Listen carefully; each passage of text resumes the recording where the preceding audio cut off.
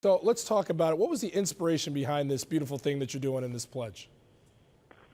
Well, for the last couple of years, my wife and I have been trying to figure out ways to raise awareness, and so we figured this would be, the best way, especially because I'm going to be playing a lot more than I was, in the past couple of years, and so there's no real reason behind the dollar amount, other than the fact that we wanted to make a difference and we wanted to do something that was, worthwhile for them and something that we can, do to help.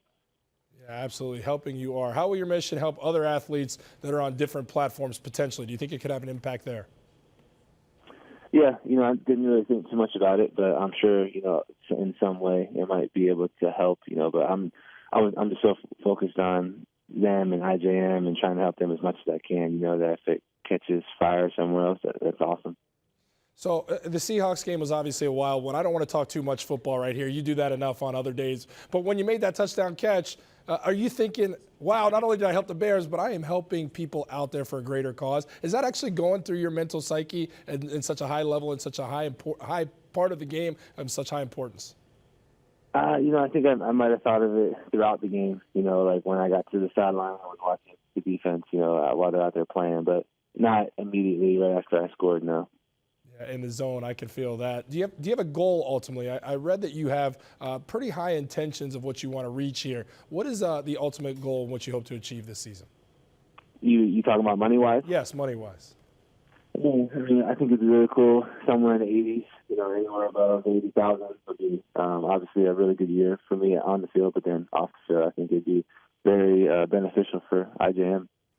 That's such a great thing. Trey, I got to ask you this.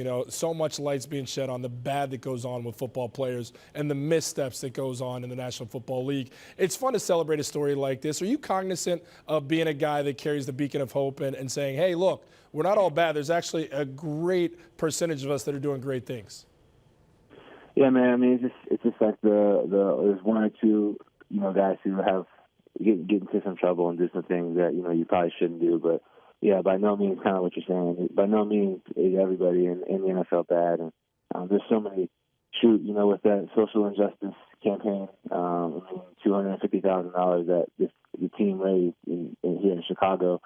You're talking about 35, maybe 40 guys on the team of a 53-man roster, donated towards this. So you're talking about way more than half the team is on board. And so, it's just definitely, I think it's definitely a myth. There's definitely a lot more good that happens than there is bad.